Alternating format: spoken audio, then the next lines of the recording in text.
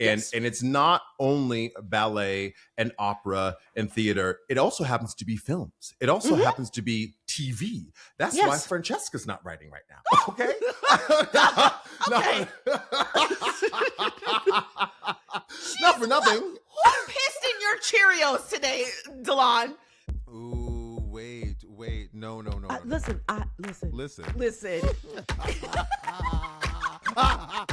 Wait. I hate you for that. Let me fix it. Hello, and welcome back to Let Me Fix It, the podcast that says, oh, let me fix it, let me, dun, let me fix it.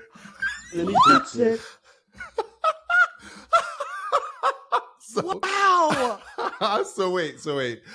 A listener of the podcast, or one of my best friends, Charles, who you know.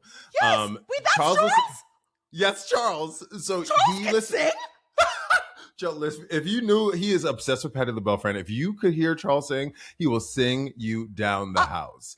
I had class. First of all, we'll put a picture of him up. Yes. Hello, I'm Delon Grant. I'm an actor, a singer, a writer, photographer, and an educator. And I'm Francesca Ramsey, and I am absolutely flabbergasted, okay? I'm an actress, I'm a writer, I'm a producer, I'm a social media consultant, and Charles has no business being that smart. He's an architect, body cut by the gods. My God. Shaped a marble statue, and Literally. He can sing? So funny. So he listens to the pod every week, and he sends it to the group chat. He's just like something like random thought about the pod. So I think it was like Friday night. He sent just a voice note, and I was like, "What is this?" And then he sent like 3, and it was like each line that he was singing, and I was like, "Charles, what is this?" And our friend Kevin was like, "What is this? American Idol, whatever." And Charles was like, "You better get on it. You better support your friend, his podcast." He's like, "This is the jingle it needs to be." And I was like, "Charles, so funny." So I put them together and like made the little thing, which is like a little atonal or whatever. Yeah. Then he inspired me. Play the second one. First of all, it's a little atonal. Okay. I mean, it needs a big thing. But I just slapped it together real quick. You know. Wait, play number 2. We have and then I got inspired, and I was like, "This is what it probably should be."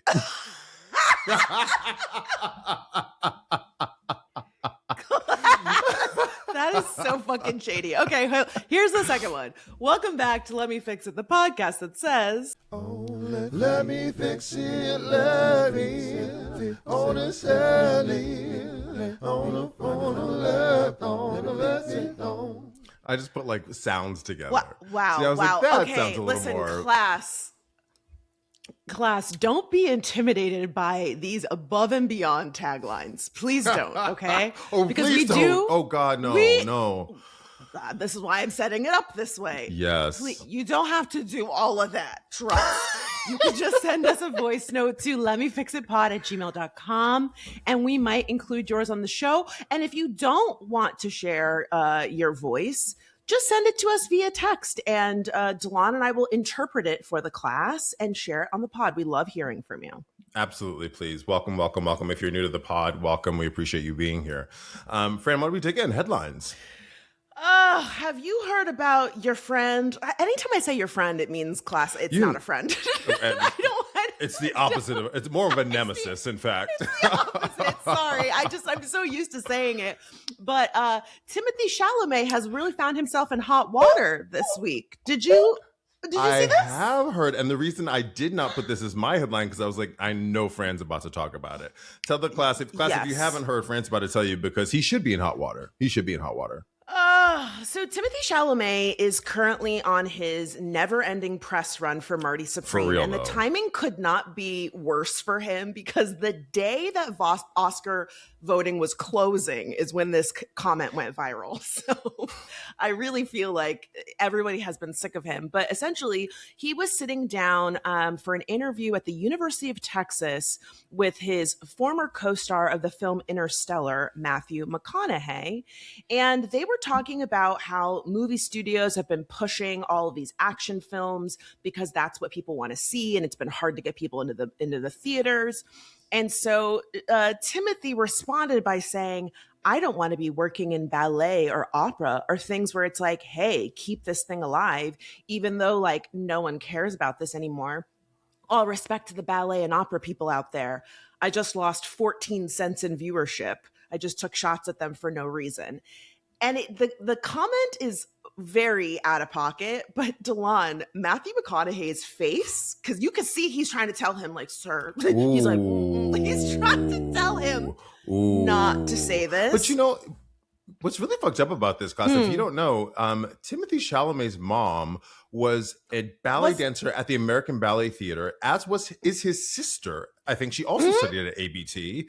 And so he's around, and moreover, like, he's a Nepo baby. Yes, but also like he grew up in the arts where New York subsidizes artists. So he went to LaGuardia School of the Arts, right? So all of these things really were supported by. He was supported by arts, and he's going to tear it down like that. Yes. Your mother, your sister.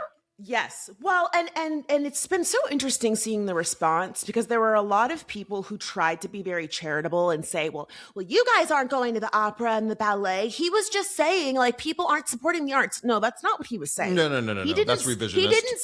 Exactly. It would be very different if he said, you know, we are seeing the arts being underfunded across this country and not appreciated. And I would hate to see that happen to movies. That's not what he said. He said, I don't want to be doing that. And then he added insult to injury by going, oop, I just lost 14 cents in viewership. And the response has been, I mean, everybody has come out and said something. Well, and the thing, I think, San Francisco Ballet, they had a discount code that named Timothy, and they were like, Timothy, you can also come for a discount. It was the Seattle Opera, and they also made sure that it was 14% off of selected seats. They said, let's just kind of put a little salt in the wound. A ton of ballet dancers, and even LaGuardia High School put out a statement. I mean, my school, I teach at the Boston Conservatory of Music at Berkeley, and they did a whole thing, the opera and the ballet students. Well, and here's what's really hard about it. Like, brass tacks, there is a substantive conversation about why people are not going to the arts. And it's not only ballet and opera and theater. It also happens to be films. It also happens to be TV. That's why Francesca's not writing right now. Okay? Okay.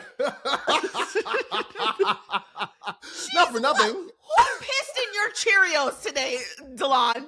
Because the sauciness is a little bit. I mean to add us to the conversation, because I'm a theater practitioner right here, right now in theater. People are not coming to the theater. Yes. And there's this, again, a substantive conversation about what's happening.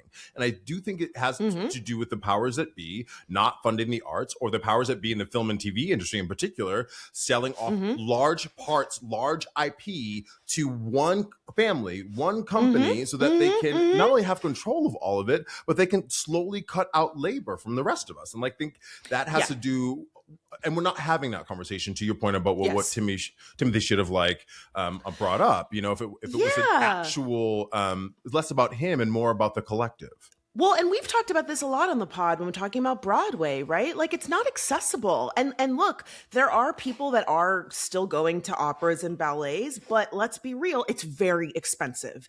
And the average person is not able to do that. And so that is a conversation worth having. And it's so frustrating, especially at a time when the arts are being so underfunded. And we have substantive proof of how music education and arts education helps enrich your brain. It helps you be better at math. It helps you be better at language. Like, this is so important. Not only that, like Ireland, they did a study where they said, what does the arts contribute to our economy? And I think it was like $800 million that the arts contributed to the Irish economy. So they are the first country to have an artist stipend, that you get a monthly stipend. They're trying it out as a beta program to see what happens. Because again, it's not that Broadway isn't accessible, and we can get, that's a whole nother conversation about why, which I can promote, propagate facts around that.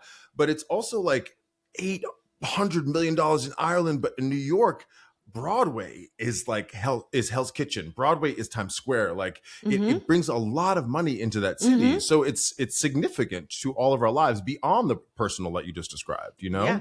Well, and look, that's why they got you together over that heated rivalry, because Canada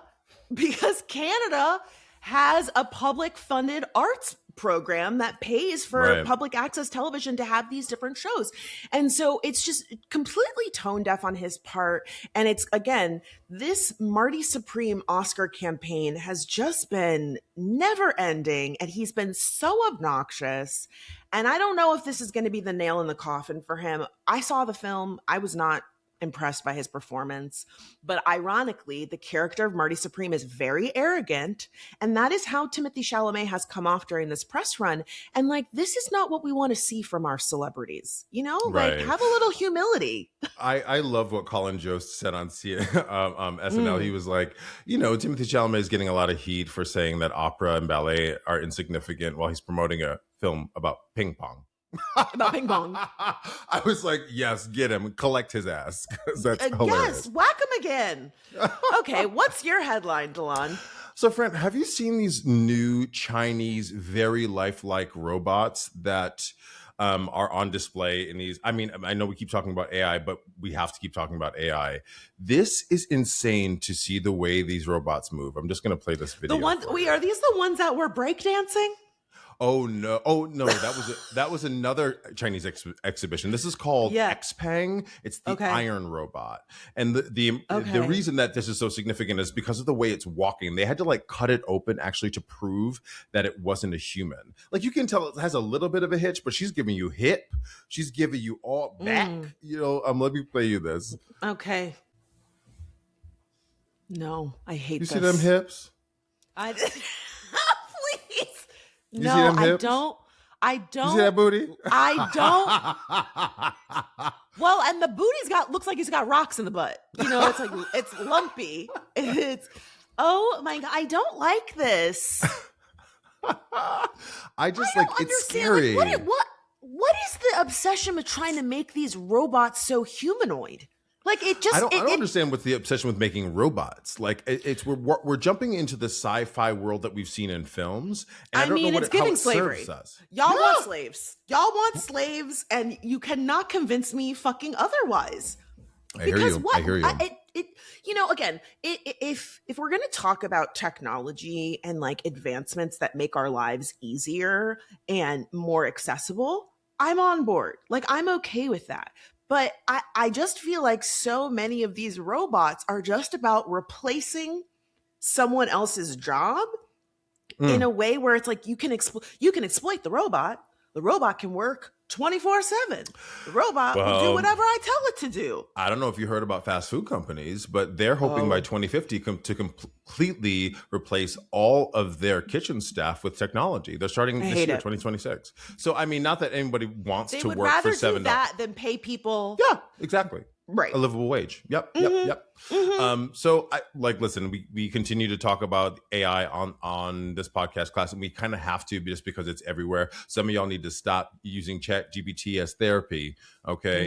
And get back to getting those recipes together because, oh my God, wait, did you hear about this other thing? Did you hear about there is a man whose mother died, and he created an AI version of her so that he could keep her alive. I forget what you call it. Oh, that's a thing. That's a thing. Suzanne Summers, the actress who was on Three's Company, her husband made an AI chatbot of her and has been talking to it and wants to start giving fans access to talking to it, which is just so exploitative. Like it's just so weird. Like, let people die. Well, and I think it says obviously so much more about us and so much more about what we're unwilling to deal with. We're unwilling to deal with hurt, pain, suffering, you know, temporary or long term, right? And that's the only thing and that's part of life. Part of life is like surmounting those things. Or the reason we have grief is because we loved so deeply. But if you suspend that grief, what does that do to your psyche and your heart? Like, I don't know. I think it's going to fuck us up even more. Yeah, and listen, Delon loves talking about death, so he would know. And you know what? You're fucking welcome because everybody's going to die. So let's talk about it. I feel less alone when I talk about it. Shoot. Yes. No, look, it is something that we are all going to deal with. And I think you are right that it speaks to, it's not exclusive to Americans, but it does feel like uniquely American that we are not good at processing grief, right? Like Right. men would rather shoot up a school than deal with the fact that somebody didn't want to go on a date with them, right? Like, and so it is, again, it's not just here, but it does really feel like this idea that, you know, look, grief is difficult. And unfortunately, it's something that we all have to deal with. It's inescapable. Doesn't matter how much money you have or how good looking you are or what race you are or where you live. It all comes for us at one point or another. And it's our job to learn how to work through it. It's just... Ugh. And grief is not only, you know, loss of love or loss of a life, or it's also like disappointment. Disappointment is also part of that. Hard conversations is a part of that, you know?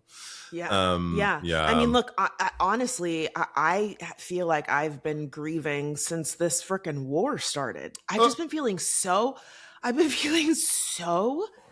bad. And I had some days where I was just like, I took a nap and have you ever taken a nap that's too long and when you wake up, you feel drunk? Oh God, I can't do like, it. The whole day's over. Where am I? The whole day is messed up. I had one of those naps and I was just like, why did I take a nap for like 2 hours in the middle of the day? Like it just messed up my whole day. And I really had to recognize and admit to myself, I was just feeling really sad about what's happening and feeling like, like I can't do anything. Like I was like, it's beautiful outside. I'm like, I need to stay inside. I don't feel, Iran was like, y'all are going to see a wrath like you never seen before. And I was like, you know what? I don't blame y'all. Let me stay in. Like, not in the least. And I had a conversation with a friend today, and I love this friend very dearly. And she is very much of the mind that like, oh, the news is so bad and I can't stay plugged in because like everything is bad. And like, is she one of these? Adjacent. No, but adjacent. Okay. And yeah, very adjacent. But I just was like, yeah, I hear you. It is bad. And I know that like my politics and my news consumption is not everybody's, but like we are, listen to me class, when I say this, we are at a point where we cannot turn away. Because we are in the midst of losing so much. It's not only AI, it's also like what they're doing, right? They're literally trying to take over the Western hemisphere, Venezuela, Cuba, Iraq. Like it's crazy what's happening. And world the idea war. that They're trying to start a world war. Yes. And they're trying to bog us down with all of it being at the same time. And the more we go, oh, this is too much, the less likely we are to push back. Then they can get away with the Social Security stuff I talked about last episode. Then they can get away with, you know, disappearing people because it's all happening at the same time. And I don't fault you for distraction. Like, girl, watch the movie, eat your sugar, do what you need to do, have a drink, you know, me too. But also like we have to start paying attention collectively because I think that's the only way out of it. That's the only way out of this. Yeah. And it is such I agree with you. Like we have to find a balance. You know, I've definitely found myself like doom scrolling and realizing like, oh my God, I've been on my phone for an hour. I have things I need to do. And you have to find a healthy balance. But it is also a privilege to say, I'm going to check out from this because there's a lot of us that don't have the ability to check out, even if we really want to. I just shared a video on social today, Delon. I don't know if you saw this girl. This woman is going viral over on TikTok because she went to Ireland with her husband and they were at a bar and they asked her, oh, are you American? And she said, yes. And they said, who did you vote for? And she went, oh, well, I'm on vacation. And so I don't really want to talk about that. And they got her together in that fucking bar. And then she got on the internet and was crying about it. And just, it was so difficult. And everyone said, well, what did you do? Like, what, you're not, because she didn't tell the whole story. She just said, oh, they tried to make me feel bad about being an American. Then she went and she clarified that, you know, she doesn't feel like it's appropriate. And it's like, you are telling us without telling us that you voted for Donald Trump, because those are the only people that get uncomfortable. And she was mentioning how when they got into the bar, they had the news on.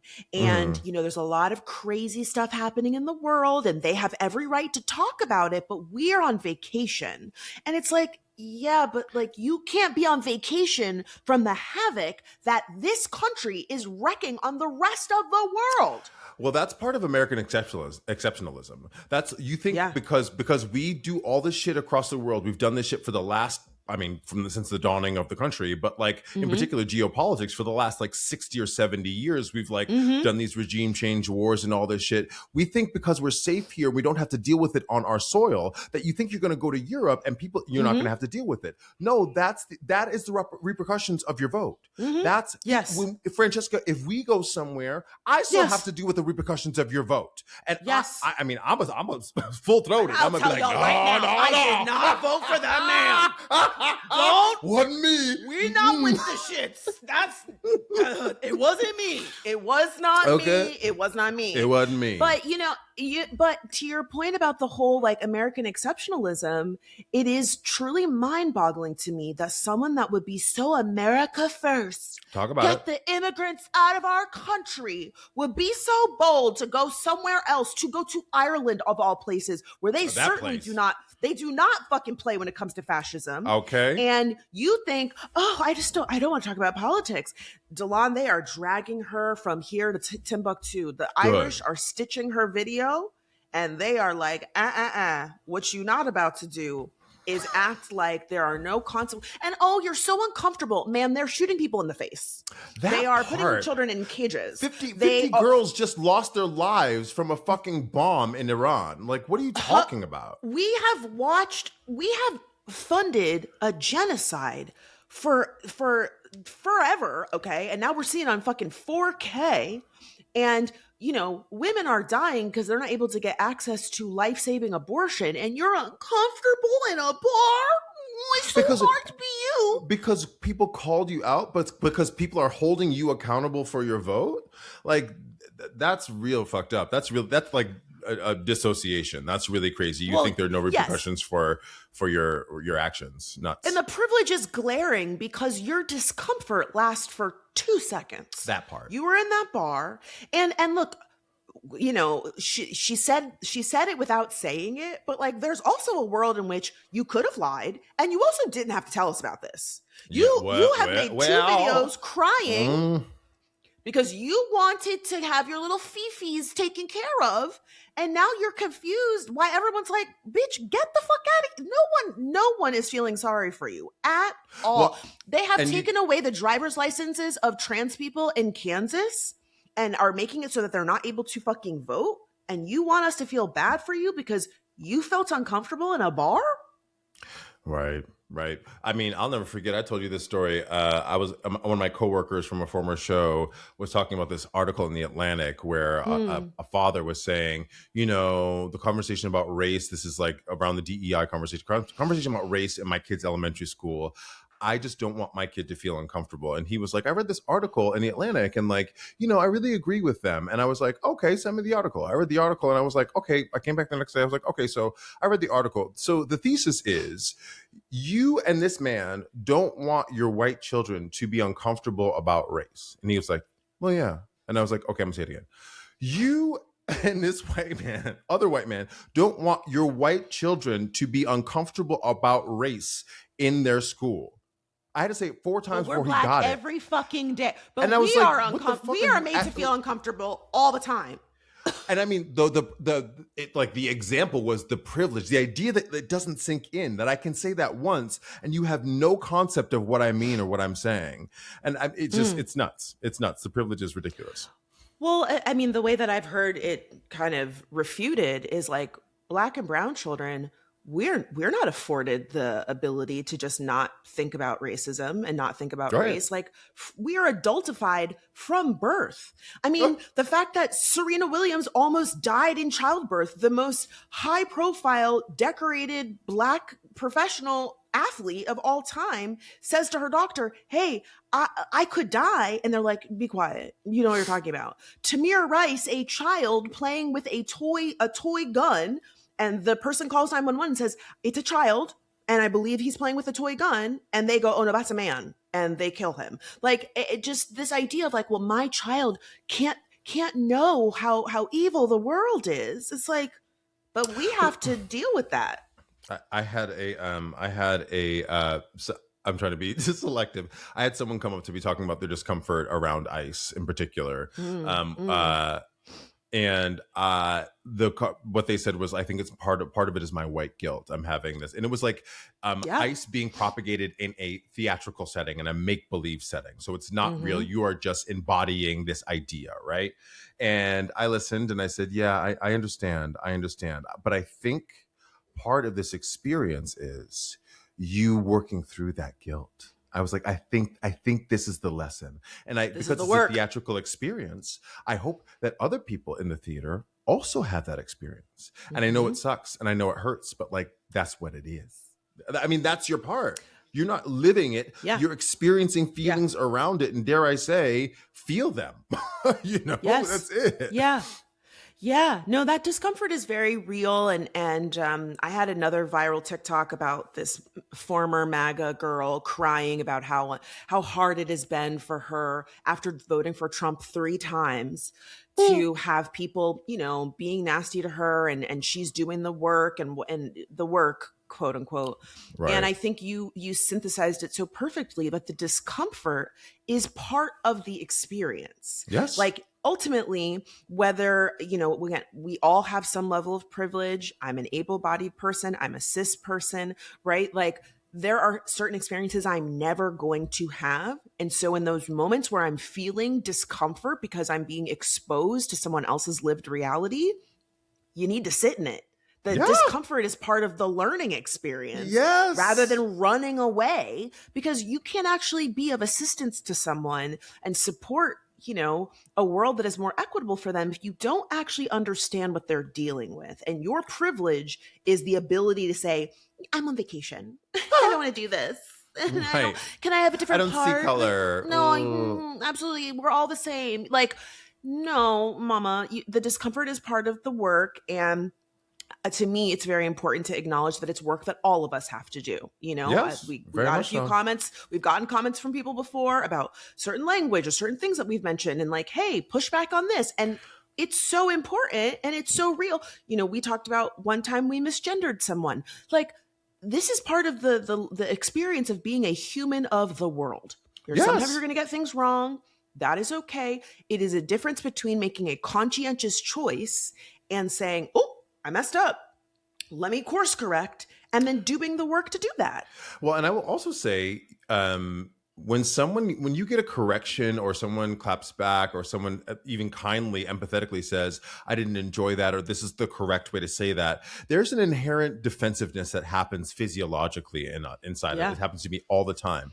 But growth and time make you go, okay, yes, that is my feeling. I didn't mean it that way, but process that so that you can get past it and then do the corrective work as well. Because I understand, like, there's like a frustration inside when you are given a correction, when you are called out on something. But that's also part of the discomfort. It's feel bad, feel defensive, but we get past that. Hopefully you can get past that so that we can grow, not to conflate things, but to conflate things. I think one of the most frustrating things about that Tyra video was like, oh girl, we're watching all of the evidence in real time. And we're not saying that it wasn't popular at that time. And it wasn't, we didn't watch it, we didn't consume it, but it hasn't aged well given where we are today in 2026. So what we actually need you to do is go, fuck, my bad. Like, that's it. But she was unwilling to do that. And that's just a really great example of like, oh, you just have a defensive wall up because you can't be wrong, Yeah, I'm really glad that we are in a place where we are not letting motherfuckers slide. We're just done. We're done. And you know what? That is a great segue to the fix, because class, if you are new here, Let Me Fix It is all about being proactive and pitching ways to fix things, whether it be in our personal lives or in the world. Delon, would you like to go first? Because trust me, I have a doozy this week. With this girl from who went to Ireland? No. Just like my topic for the fix. Yeah, your topic for the... I just mentioned Ireland girl because we were talking about... I don't know how we got there. You know how we do. We be going all over the place. But that was not my fix. Got it. Okay, so this is more of like a personal one, and it's kind of adjacent to what we were talking about. I really want us to be able to have just awkward conversations when we need to have the awkward conversations. Let me tell you a little anecdote. So I've been dealing with a little bit of a skin issue, and I went to a dermatology appointment. I had several appointments with this woman, and I had to have a biopsy done, and it's in a very sensitive place. It's on my right butt cheek. And so I was getting this biopsy done, and just like they have to like cut a little bit of skin over. So I'm on my stomach, ass up, right? And she's like walking me through the process, and she has her like assistant with her, walking me through the process, and then we get it, and she numbs it, and she's going in, and then she's like, so tell me about your spring. Like, what are you doing for the spring? And I was like, my ass is in the air. Wrong time. And absolutely wrong time. But like, it was a clear example of like, I just have to act like this is not what's actually happening. Avoid the awkward, and I have to make everything roses. It was such a weird way to have bedside manner, and I don't want to judge her for her bedside manner. She didn't have to say anything. She probably thought she was making it less awkward. That's my guess. Yes. I completely see where she was going with that. But my point is like, why are we unable to have the awkward conversation? What I would have loved for her to do, this is my fix, is I would have loved for her to be like, this is awkward having, two women back here up in your butt. And I would have been like, well, it's not the first time. It's the first time it's two ladies. Oh, it's definitely the first time it's two ladies. But he's seen a couple. But like then, and that's just my humor, because if she would have said that, we would have all cracked up. Yes. And they would have been like, now we can have like a report about, what's awkward Don't about laugh the too moment. hard. A little toot, my God. A little too. She had a scalpel near my asshole. Okay, she gonna cut me. And she said, "You want another one?"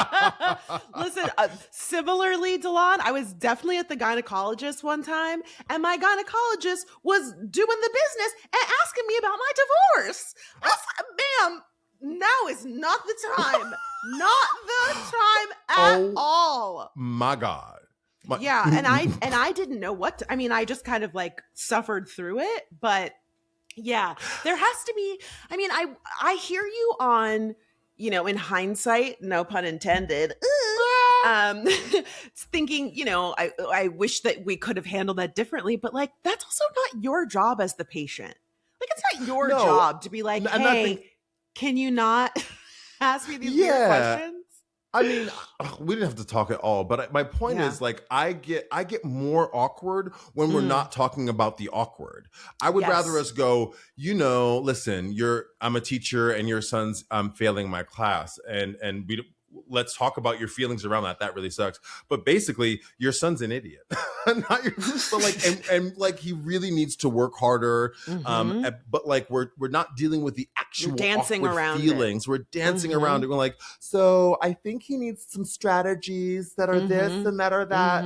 No, your kid doesn't read well, and fucking help the kid read, or like, we need to figure out, I don't know. I would just rather we talked about the thing outright, and you voted for Trump. Well, yes. And then, no, man, you voted for him. Let's talk about why you voted for him. And I would say, again, I've never been to Ireland, but this is what I'm hearing after this video is going viral, is that the Irish are very fucking direct. And so that was a big part of it, being like, who'd you vote for? And I do think there is this like performative nicety that I think a lot of white people really deal with a lot. Americans, Americans, but a lot of white people. And, because have you ever had this thing where it's like, Black people are mean? It's like, no, it's not that we're mean. Like, we just tell you, like, if we don't like it, we're like, this is bad, this is not good. But like, if we like it, we fucking go up for it. You're so right. Okay, you're so glasses. Right. Okay, skirt, like.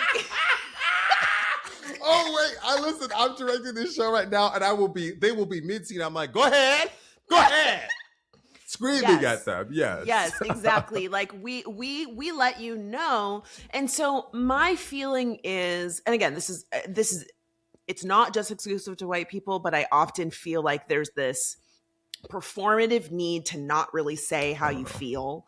You know, it reminds me of that scene in Mean Girls where Regina George is like, oh, I love your skirt. And then she's like, that's the ugliest fucking skirt that I've ever seen. And it's like, well, then why did you just lie? Like, what? Just be on. Like, you don't have to be mean, but like, just kind of how you're saying, Delon, acknowledge the situation that we're in. Like, this is awkward. And I personally have really found that to be like so frustrating as I've like gotten back into the dating scene, where like so often you say what you really feel and people go, oh, or let's be friends. And then they're you never hear from them again. It's like, well, why did we say let's be friends? Like, am I an alien? Like, I thought... Right. And well, God, the let's be friends of it all. The let's be friends of it all is just like a comfortable way to not deal with your actual feelings around it. Right.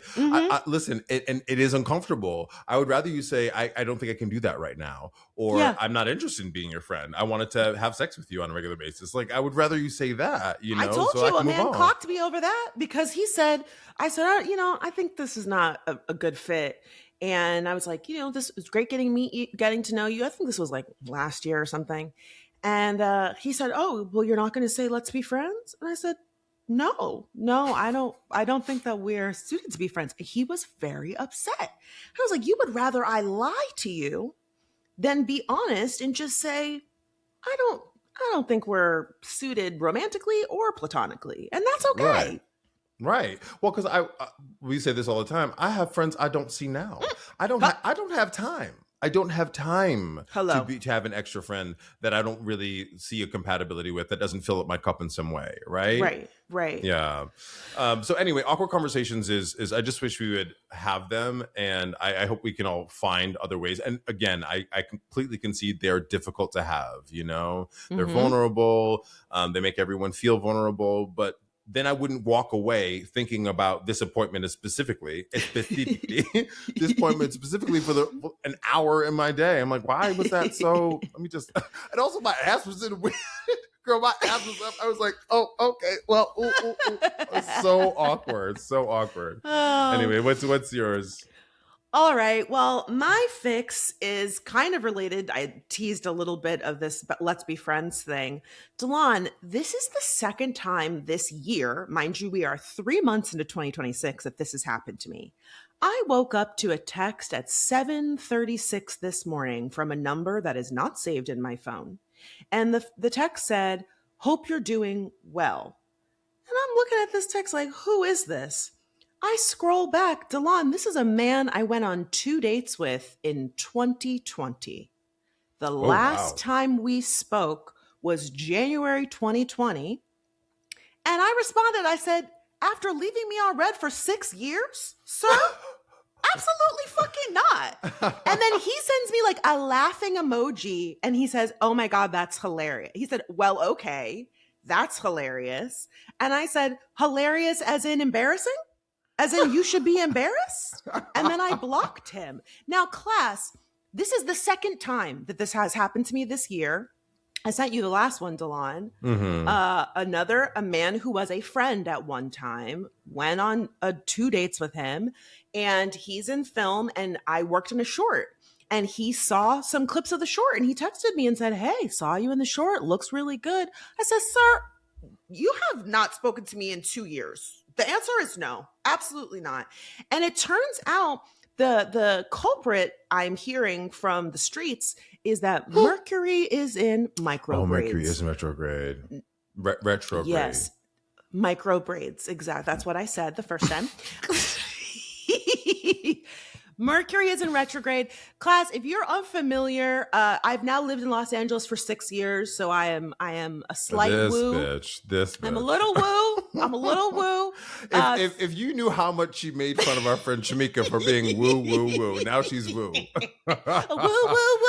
No, listen, they don't let me live it down. Anytime I say something, I'm like, yeah, you know, I'm just in my healing era right now. They're like, you're in your what? You're in your what kind of era? But who? Speak again into the mic. Say it for the class.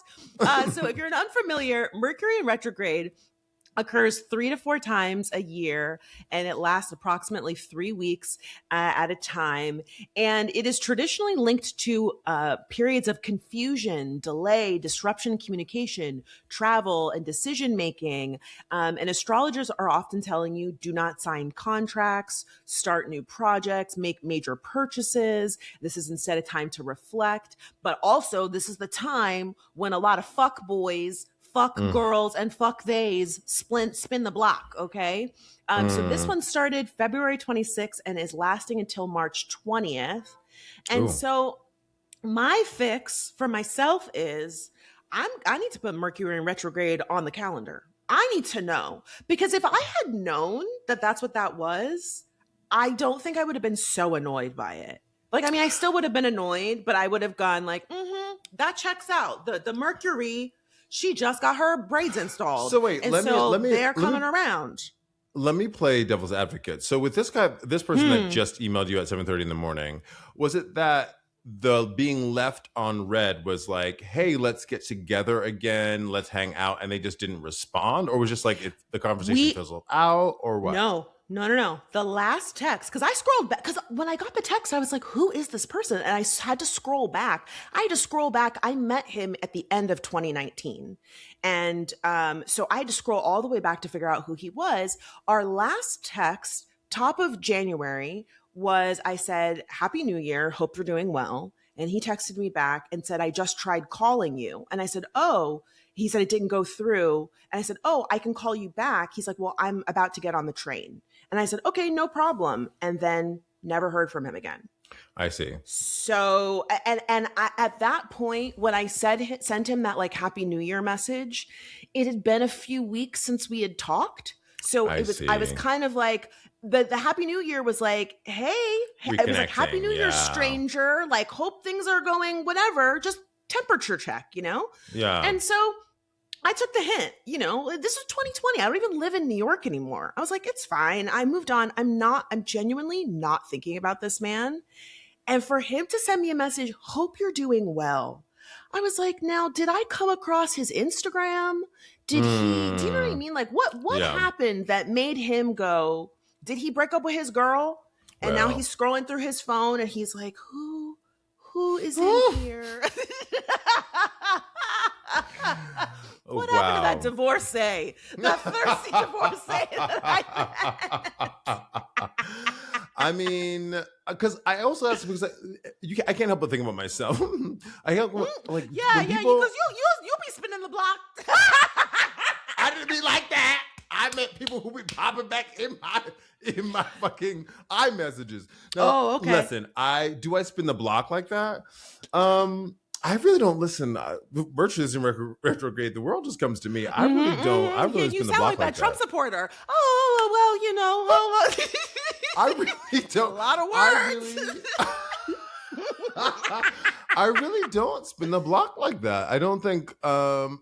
I might think about you a friend wise and go, hey, I hope you're well. Yeah, a friend situation is different. A friend situation is different because sometimes friends lose touch. Because I did have a few people say, well, sometimes I don't talk to friends for a year. I said, there's a difference between friends. And also, if we haven't spoken in a year or so, the message should be, hey, I know it's been a minute.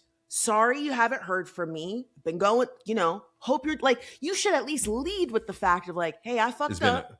I hear that. You haven't heard from me, because then somebody said. I sent that text today. I was like, ooh, I left this. I'm so sorry. How are and that happens. That happens. Yeah. Well, and somebody said, because I posted on social, because one thing I'm going to do is make some content. Somebody said, well, maybe he was in jail. I said, I see. That's where your mind goes right away. Maybe he got locked up. And you know what? I see the prisoners on TikTok all the time. I see them on their they get live that phone stream. call. And they are getting those coins and gifts all of the time. Not that I want a man in jail, but the fact that someone was like, well, maybe that's what happened. Then you should have said that. My Hey, God. I just got out of jail. How you doing? That's not to make fun of anyone who's incarcerated, but that is ridiculous. That is asinine. Yo, there was this TikTok that I saw of this woman. I wish I could remember her name, but she hits like the timer on her phone and she goes, "Hey babe, I just want to let you know I woke up this morning. I can't really talk to you today, but I'll see you later tonight. I love you." And it was 10 seconds. And she looks at the camera, she goes, "He don't like you." It's like 10 seconds. Of 10 seconds. He can't leave you a 10-second voice memo or voice note, call your ass for 10 seconds. She's not wrong.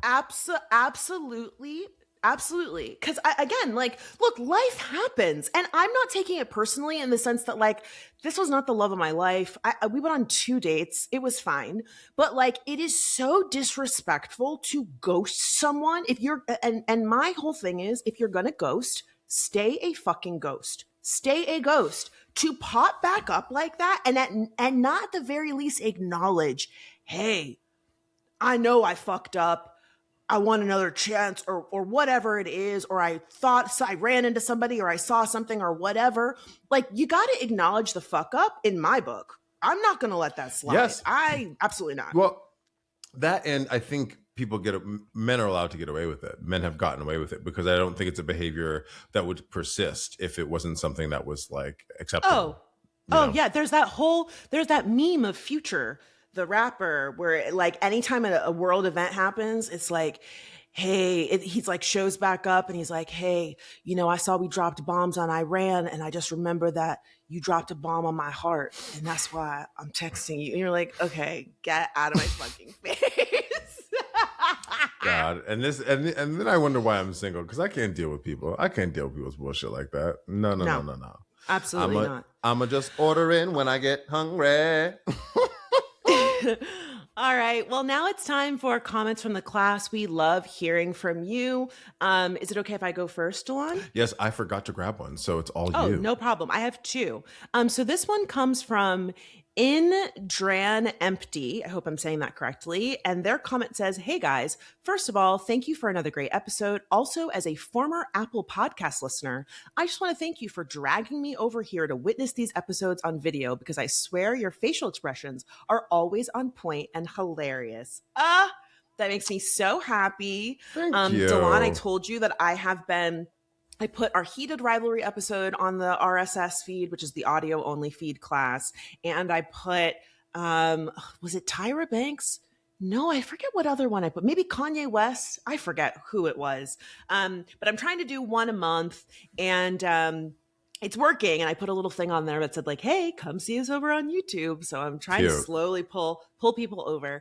And then the next one comes from Ermina D. And she says, I need to speak up for the meta glasses as someone who has used them, not to be creepy. I'm speaking strictly for myself though, LOL. I really like the pictures I can take with them quicker using glasses. Last Christmas, I wore them and I got to record some fun family moments while being part of the action and not stuck behind a camera. Number 2, I walk home from work late at night and it gives me a little bit of security if I'm able to record a bad interaction. Had not thought about that, but that actually makes sense. Either of those things, yeah. Exactly. I'll never post anything like that on my social media. 3, the headphones are really good. They work best for my head. I've lost all my earbuds because they fall out, one time falling directly onto the train tracks, and other headphones can feel heavy. Again, didn't know that you could use them as headphones. Me either. 4, I like how they look on me. It never occurred to me that other people would think I'm being creepy. Also, I don't want this to mean that I'm defending creepiness, just saying in my life it has its advantages. So I really appreciated, we talked about this last episode. Unfortunately, people are using the meta glasses to be weird and creepy, but it seems like some people have found some positive uses for them. Yeah, I'm really glad. Thank you for sharing that, because I think one of the things I said last episode when you brought that up, Francesca, was that I don't know how I would use them, how like a proper, other than being creepy, how they would be used. And we talked a little bit about, people who might are have some kind of, blind or have some kind of other able bodied disability. issue. Disability, thank you. how they would use it, you know, but Yeah. like this, I love the idea that like you're taking family photos and taking family video, and the safety issue is something I really, really I dig, really because had I not thought did about. not think about that, you know, Mm-hmm. especially as a woman and living in the world. And like, I Mm-hmm. mean, now I'm thinking like that could be something to combat ICE, you know, like Yeah. recording actual video, you know? Yeah. Yeah. Yeah. And there was another commenter, because when we were talking about it, I think I was the person that said, like, why can't you just film with your phone? And someone in the comments, forgive me because I didn't screenshot their comment, said, I want to gently push back. Not everyone can hold their phone. And I was like, you're totally right. You know, like there are accessibility features, and we did mention visually impaired people using them, but again, like there are people that are finding creative uses for them, and I do think like the filming of the ice thing is really smart, because we've Yeah. seen how they act when they know you have a phone out. So if you're Well, able to film on your glasses, you might be able to capture something, and life-saving. yeah, and kind of avoid the direct confrontation with somebody, you know, because that Yeah. can escalate really quickly. I also just want to say, like, the conversations that we continue to have about disabilities and like the correct language around it, and that is really important. And I really appreciate, because one of the things we talk about when we say class is also Francesca and I learning, right? It's not only like, well, Yeah. it's like we're all kind of sharing and having a Mm-hmm. community. And so I feel like I learn something every day on the pod. I know you all comment and you say you do as well. Yeah, it's just significant. So thank you for sharing that. All right, well, now it's time for the glow up, everyone's favorite segment, where we give props to those who've turned themselves around without our help. Delon, would you like to go first? Yeah, let me dig in. So mine goes to this theater company in LA. So this is theater Mm. company in LA that was started by screenwriters to relieve Oh, writers yeah. of the purgatory of development. Class, if you don't know, which if you're new here, you've probably heard us talk about it in Francesca's experience, but she's a TV writer and she's also a screenwriter, and she's had multiple projects that she's sold to different you know, whatever Networks. companies, Yeah. networks, and she's been in development hell for years and years and years. Yeah. Um, and these writers just created this community theater called Public Assembly. It's a nonprofit theater. It was founded in 2018 to alleviate that. What they do is like they host monthly shows where they develop three different one-act 400-word plays on a monthly theme. And what's really cool about it is anyone can submit. So a lot of writers do, but a lot of people who are budding writers do, Mm-hmm. and they'll pick them. And it's like a month-long development process. So there's a lot of other screenwriters or playwrights or directors or general practitioners who help the writer as they're developing their piece. It's really a quick turnaround. Mm-hmm. But you get, you have actors that like will speak your lines, and it's a way to like have a product that a new idea become a product immediately. One of the other things I Yeah. really like about it, they do it in found spaces. So they'll do it in, in this factory or at a bowling alley or something random. Mm-hmm. The tickets, it's so popular, the tickets sell out within 30 minutes usually.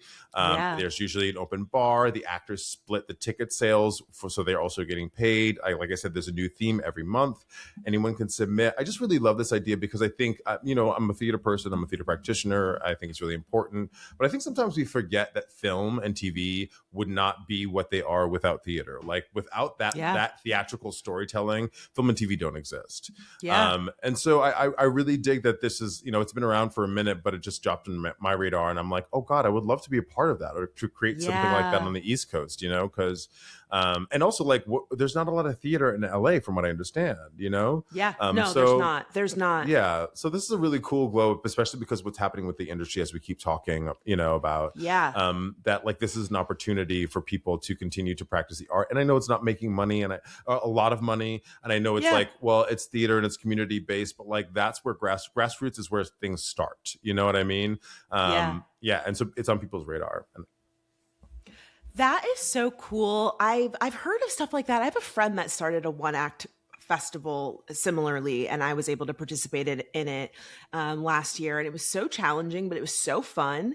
And to your point about the development process, class, the last show that I had in development which died at the end of last year, was in development for 2 years. And that Mm. was actually like short by comparison, because I had one at Amazon that was in development for 3 years, and then it dragged out because of the freaking strikes. And it's just so heartbreaking when you work on something for a long time and then it dies and you have nothing to show for it and it doesn't belong to you anymore. And it's like, okay, you got paid, but ultimately we're artists because we want to make stuff. And Yeah. like the fun is putting it out and getting a reception from it. And for me, that's what's been so fun about going back to stand up. It's just like having an idea, sharing it in front of an audience, and like hearing that laughter and seeing how they respond to it has just been so gratifying. So it's so cool to hear. I saw an article about that, but I'm so glad that you mentioned it. Yeah, I think I probably saw the same articles in the LA Times, Yeah. right? Yeah. Yeah, Mhm. yeah. I just thought it was really cool, and it's there's this whole conversation about how AI is going to replace all of us, but like in the entertainment industry in particular, you've dealt with this as a writer because AI is aggregating everything that's been written and that exists on the internet to help us figure out how to write in the style of Francesca Ramsey or Yeah. whomever. Anyone can just write anything. They're talking about how we create live action AI movies now, right? So like That weird ass looking robot with the lumpy butt. she's coming for your job. She's showing. No. Oh God! The next thing you know, they're gonna have a big old butt, and you're like, "Oh God, guys, stop!" But I do think like I hope that we're gonna lean back toward live performance. I think we are. To your point about stand up, flop or success, like somebody up there really trying to connect with people over specific ideas, specific senses of humor is so significant and matters. People seeing somebody on a Broadway stage, seeing somebody at a Boston stage where they're up there singing their ass and dancing their ass off. That feels different than going to a movie theater. So while that's kind of somewhat dying, I hope that people return to live performance because that's where it's at, y'all. Yeah, I do think that live theater is having a glow up because it's more accessible. And I think, we talked a lot about the loneliness epidemic here on the pod. And like when you get to actually see something in person, whether it be a movie or a live performance, the energy of the room is like intoxicating. And there's nothing that beats it. And so I do think when you see how expensive it is to go to the movies, a lot of people want to go see stand-up. They want to see theater. They want to see ballet, Timothée Chalamet. Okay. They want to see stuff that is exciting and pulls at the heartstrings and makes you think and prompts conversation. Even if you don't like it, it's still like a positive experience for that reason. Absolutely. So what's yours? What's your glow up? Okay, well, mine is something kind of similar, like adjacent to your glow up. It's this really cool thing called Lectures on Tap. And basically it takes place at a bar and it is a lecture hosted by a professional across all different types of specialities. So they have lectures about science stuff. Then they have sometimes someone who is like, talking about Shakespeare and like his plays and the way that he used language. And so it's like this really cool experience. I have tried so hard to get tickets to this thing because it feels like a really cute date night. They sell out immediately. I have been on the mailing list for months, and the last time that I almost got one, it wasn't a topic I was super interested in, but like the date didn't work out for me. But let me see if I can show you some. So it's in New York, Chicago, Los Angeles, and Boston. Let's see what they have. Let's see what they have in Boston. They're probably already sold out. Lectures on Tap, Boston. Sounds really fun. Yeah. Okay, let's see. Yeah, it's just like different, Well, I mean, I'm so curious. We're both lifelong learners. I'm such a dork that I love this type of thing. And I also like the idea, to your point about community, like what it's like to be around people experiencing something collectively. I think we all missed that in 2020. I've talked about this before. Church, sporting events, theater events. Those are things we do as a body. We're all collectively experiencing this one thing live, and it will never happen again. Yeah. And so I love that idea, and I love that it's that it's also about learning, you know, Yeah. from a So special. here's some ones that are in Boston. These are currently sold out. Magic and Demons in Ancient Egypt, The Science Ooh. and Psychology of Muppet Design, Understanding the Oscars, A Neuroscientist Explains Your Brain and Your Body, Meditation and Self-Realization, The Evolutionary Psychology of Beauty and Attraction. And so it's like a Wow. 45-minute lecture at a different bar. So this is also very cool because it's like getting small businesses involved and like just bringing them a bunch of business. And then there's like a talk back where you get to ask questions about whatever the topic is. And I just think it's so cool. Lectures on tap. If you're listening, would love for you to sponsor us. And that would be so cool to do something with them. But again, I'm really going to keep trying and hope that I can go to one because I found it on social and it just looks so cool. And yeah.